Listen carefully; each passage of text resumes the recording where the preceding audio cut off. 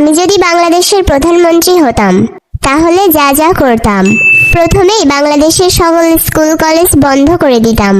তারপর 10 ঘন্টার নিচে কেউ ফোন টিপলে বেতের বাড়ি, কেউ চুরি করে বই খুলে পড়তে চাইলে 10 লাখ টাকা জরিমানা, কারাদণ্ডও হতে পারে।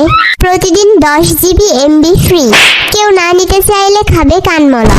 রোজ শনিবার হবে জমিয়ে পার্টি, রবিবার হবে সব বন্ধু বান্ধব নিয়ে পিকনিক, সোমবার হবে বাংলাদেশ ফুটবল বিশ্বকাপ, মঙ্গলবার হবে ফ্যান্টাসি কিংডমে ঘোরাঘুরি, বুধবার হবে দেশব্যাপী মফিজ মিয়ার কনসার্ট, বৃহস্পতিবার হবে সুইজারল্যান্ড ভ্রমণ, আর শুক্রবার হবে দুপুর 6টা পর্যন্ত ঘুম।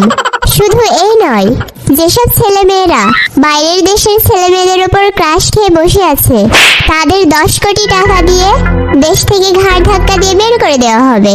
আমি দেশের প্রধানমন্ত্রী হলে এত উন্নতি করব বলেই হয়তো আমি হইনি।